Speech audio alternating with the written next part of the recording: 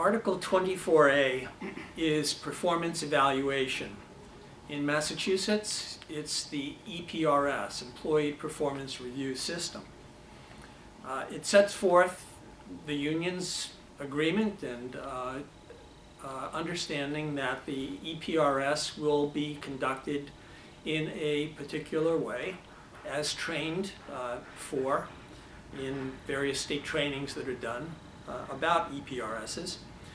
There's a stage A, and basically that is the stage where the duties and the performance criteria are identified for the employee to do during the next year ahead, and that's usually done in July.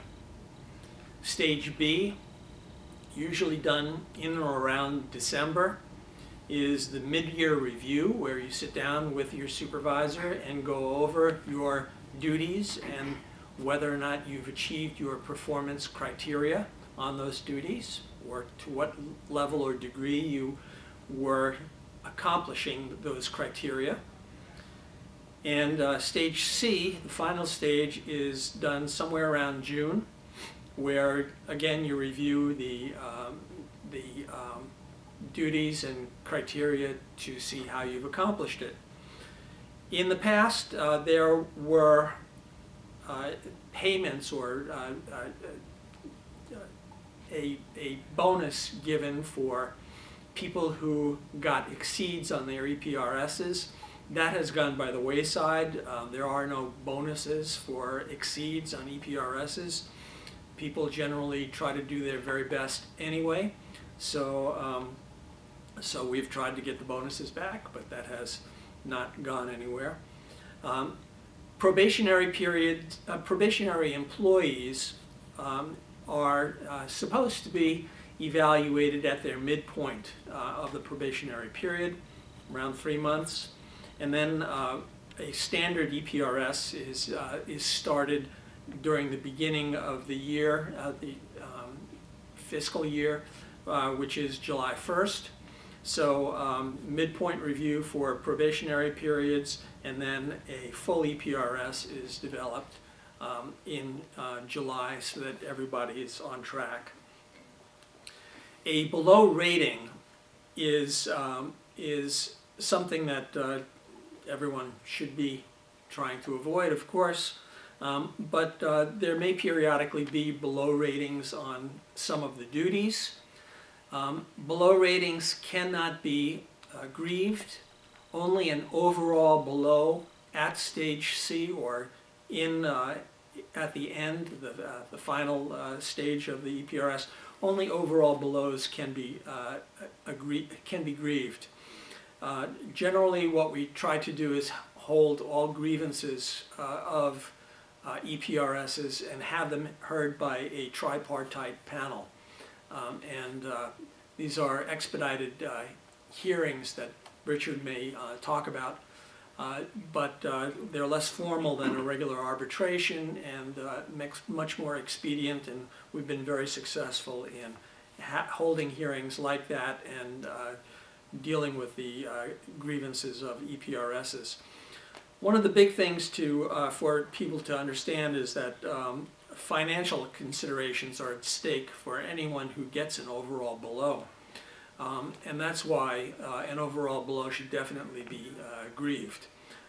Your merit or step rate increases are delayed or held back if you get an overall below on your EPRS. So this is something that you definitely want to correct and make sure that it doesn't happen to you. And another important facet of this is that at the midpoint review, stage B, if a person is showing that they are heading toward an overall below, that most of their duties they're not doing so well in, there should be established a remedial development plan for that individual. And that plan sets forth the activities and performance criteria that need to be carried out in order to raise the performance of the individual so that they at least meet their performance criteria goals. So let me leave that at this point for Article 24A, and let's look at it from a manager's perspective. Okay. Well, you can throw your rotten tomatoes at me now. I was a member of the team during the Dukakis administration that created the Employee Performance Review System, EPRS. The truth be told, EPRS never worked out to be the way it was conceived to work out. The vision of the Dukakis administration was to use EPRS as a pay-for-performance mechanism. There was one collective bargaining agreement in the 1980s that did provide a bonus for employees receiving an exceeds rating, but with the passing of the Dukakis administration, so did this concept. The most disappointing use of EPRS is that supervisors believe they need to give feedback to an employee only during stage A, B, and C of EPRS. EPRS should not be a substitute for normal and regular supervisory feedback on a daily, weekly, or monthly basis. Supervisors should be giving feedback more than 3 times a year. A mid-year overall below rating is not grievable. A below on individual performance areas is not grievable. All that is grievable is an overall below rating at the end of the year. The time limit for appeal is very short, 14 days. So I would ask the stewards to be very keen and helpful in ensuring that the employee files a rebuttal to an overall below at mid-year or an individual rating of below at any stage of the evaluation process, and ensuring those comments are part of the EPR's form inserted in the employee's personnel file. The steward can be very helpful as well in contacting NAGE about an overall rating of below at the end of the year, so that a grievance can be filed within the 14-day time limit for appeal. I had 2 cases this past year of employees getting a below, and we worked out a settlement agreement where the employees' cost of living increase and steps were not held back pending the subsequent year EPRS. To see if the employee would improve during the current year. NAGE is currently tracking those two evaluations. One note of caution, EPRS is a normal supervisory meeting. An employee does not have a right to union representation at an EPRS evaluation meeting. However, if an employee requests representation and management agrees, then the steward should definitely sit in on any EPRS meeting where they've been given an invitation. EPRS is not a disciplinary action, but there should be parallels between EPRS and disciplinary action. As a manager, I used to groan when somebody wanted to discipline an employee, and I looked at the personnel file and they had meets and exceeds on their EPRSs, which indicated to me that their performance met standards and that their performance was not inadequate. Likewise, if an employee gets an overall below on an EPRS, in addition to the remedial development plan, management can take disciplinary action since they are not meeting standards. Sometimes management fails to do that, and my argument at EPRS, in an EPRS grievance, is that if the employee's performance was substandard, you would have expected some discipline to be taken, so their performance can't be that substandard.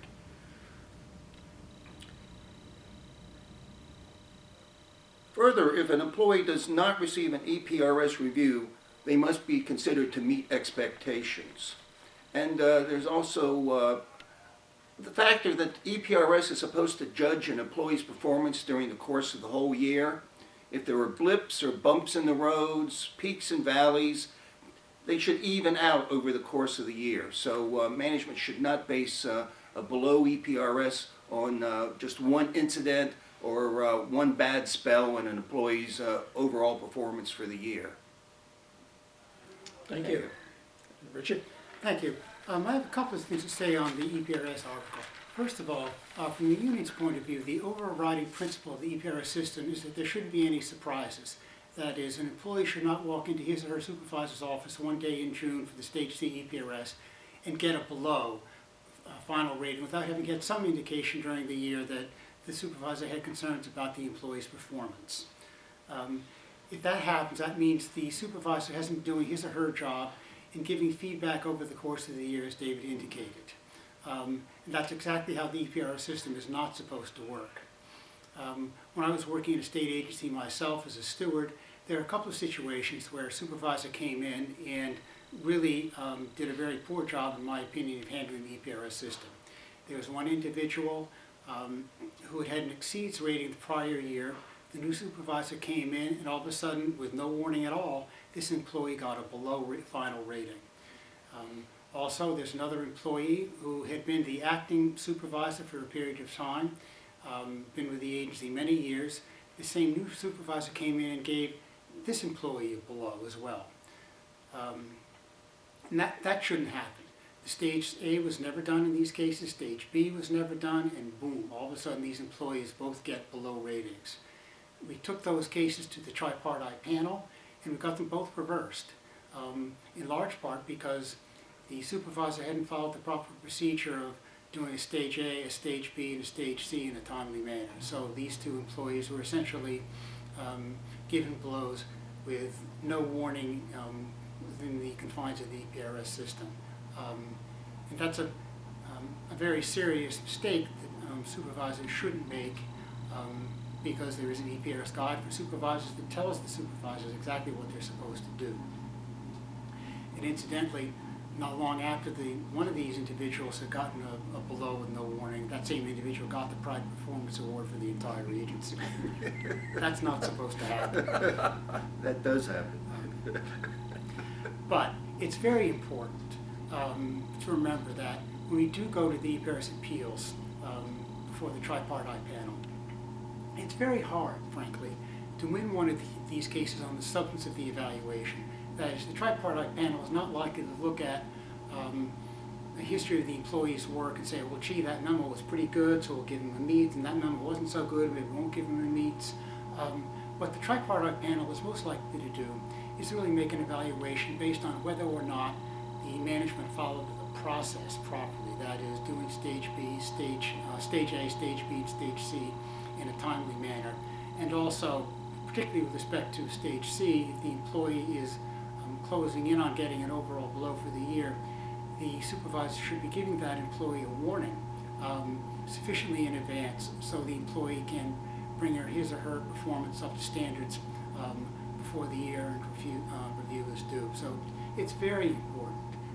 If you're evaluating a potential grievance EPRS appeal, to look at the record and find out whether the management has followed the EPRS procedure in a timely way in order to guard against any surprises at the end of the evaluation year. That's absolutely critical.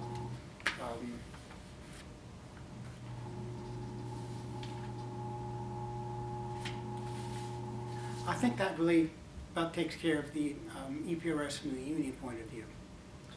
As you can see, we could probably talk for several hours on this topic.